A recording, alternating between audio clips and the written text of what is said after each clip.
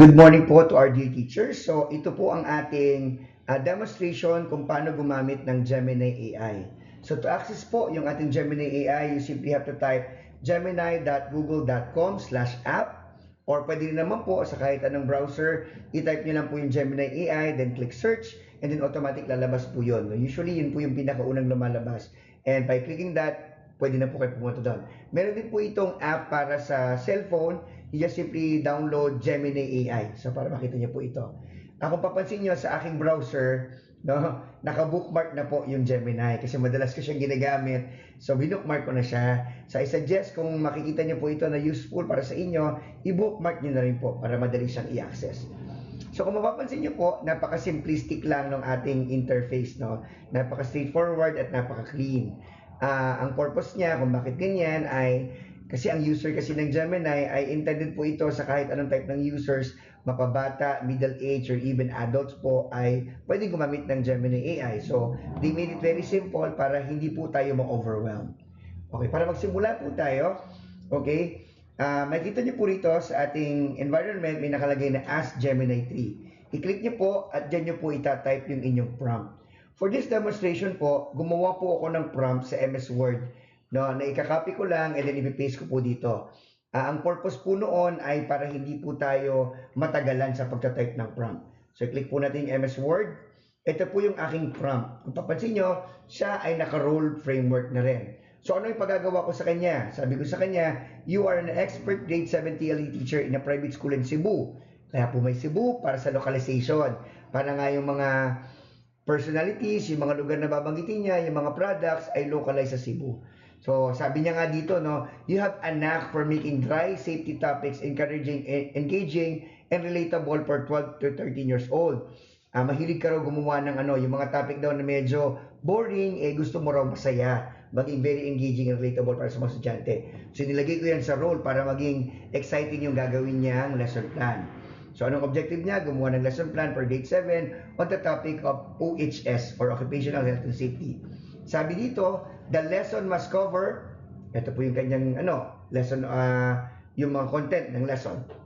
Now, ito po yung maganda, no? For the legends or the limits natin, ito po yon. Nakita nyo sa format, sabi niya, use the attached PDF for reference lesson plan template. Mamaya, mag-a-attach po tayo ng PDF file na gagamitin natin na reference para sa lesson plan template. Bakit po? Kasi kung pag-generate nyo po siya ng lesson plan, ang gagawin niya po, yung universal template, yung kadalasang nakikita sa lesson plan. Di ba tayo sa mga school natin, may sarili po tayong template for lesson plan. So, mas maganda, i-attach nyo na po yun para gawing reference ng AI sa pag-generate ng content. Kung ano po ang hinihingi ng lesson plan nyo, yun din po ang ibibigay ni AI. Yun ang kanyang isusupply. Additional tip po, mas maganda kung halimbawa ang i-attach nyo ay isang lesson plan na yung pang malakasan yung lesson plan, yung magandang lesson plan nyo, no? Bakit? Para gayahin din ni AI yung inyong writing style o yung inyong voice, no? Ito, next. Sabi niya, i-attach din po yung curriculum guide. Kasi nga, doon sa curriculum guide, nandun po yung ating mga learning objectives and outcomes. Ibig sabihin, itatali ng AI yung result doon sa objectives at outcomes na covered ng CG. Para po, hindi na kayo kukwestiyonin kung nasa ang part niya ng CG o kung na-achieve niyo po ba yung objectives na hiningi ng inyong curriculum guide. Lastly, may nakalagay po dito, and the pictures taken from the book as reference for contents. I'm assuming na kayo ay gumagamit ng libro ng Learning and Living. Siyempre, may content na po yan. Hindi na kayo maghahanap sa website or mag-search sa YouTube ng inyong reference. Since ang mga bata niyo po ay gumamit ng libro at kayo rin po ay gumagamit ng TRM ng Learning and Living, so ang gawin niyo po, yung page na nagko-cover ng lesson, picturean niyo po yun. Picturean niyo yung mismong lesson coverage, no? Tapos mamaya tuturuan ko rin po kayo kung paano i-attach yan para ang mangyayari, yung topic po nakatali din doon sa content na supplied naman ng libro na ginagamit nyo. Ano puro yung tone? Professional yet high energy and age appropriate. Ano daw po yung constraint niya? Do not use overly technical jargon, focus on practical awareness. So, i-copy lang po natin yan. I-copy po natin. Then, bumalik na po tayo kay Gemini AI. I-paste na po natin siya. Yan. So, wag nyo na po intindihin yung format. Okay lang po yan pag kinopy nyo. So pagkaka-paste lang kasi, syempre nagbabago siya ng format dahil you're using a different app. Now, ito po yung maganda, no? Dito po, may nakalagay siyang type. So, meron po siyang tatlong kategory, the fast, the thinking, and the pro. Yung fast po, yun yung pinakamabilis magawa ng result. But of course, dahil fast nga siya, mabilis siya maglabas ng result, ang nagiging resulta niya po ay medyo shallow. Kumbaga, parang ito lang, pagmadalian lang po talaga. No? If you want to elevate yung result, you go to thinking. Mas mataas na level po. No? Kumbaga, mas matagal yung generation ng result, pero mas malalim yung kanyang thinking. Now, may ino-offer na rin po ang Gemini na Pro. Ito po kahit libre po yung Gemini AI nyo, pwede nyo magamit. Ang Pro po ang pinakamabagal kasi pinakamaganda po yung kanyang result. Now for this demonstration, I will choose Pro.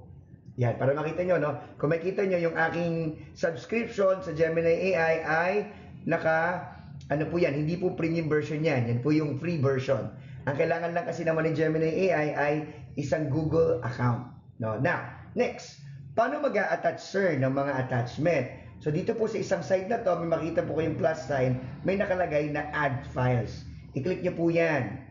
Okay? So, click upload files. So, ano na yung una ko? Hanapin ko muna yung aking lesson plan template. Ito po. Yan. So, mag-a-add ako ng lesson plan template. Hindi niya matapos. Yan. Ang natouch ko lang kasi, dahil nasa college na ako, I don't usually do lesson plan anymore. So, nag-download lang ako ng template. Medyo blank pa siya. But again, I suggest, yung lesson plan nyo na maganda, yun ang i-upload nyo, no? Okay, next. I-upload din natin ang CG. Okay. Para ang mangyari, susundin niya po yung CG. Okay. Next. Paano daw i-attach yung mga part ng libro? Ito po.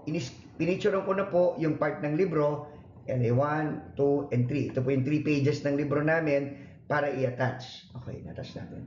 Now, anong pwedeng file na i-attach dito sa Gemini? Pwede po kayo mag-attach ng Word file, ng PDF file, ng image, at saka ng video. So, yun po yung mga pwedeng i-attach.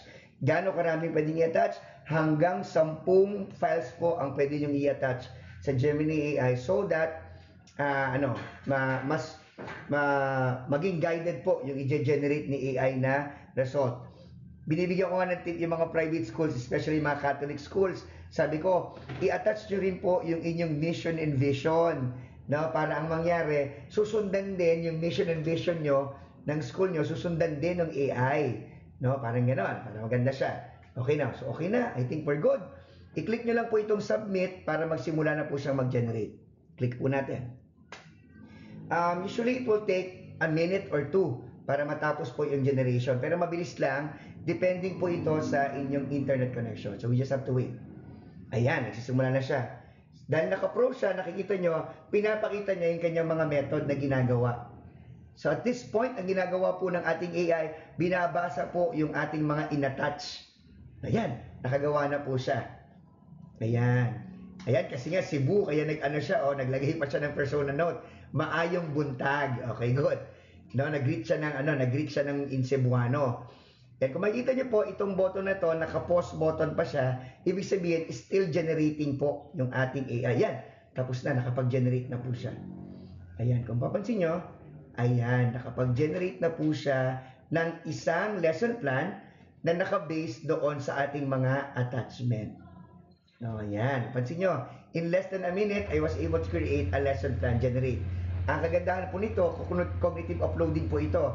So, si AI na ang gumawa ng lesson plan, ang trabaho nyo bilang teacher ay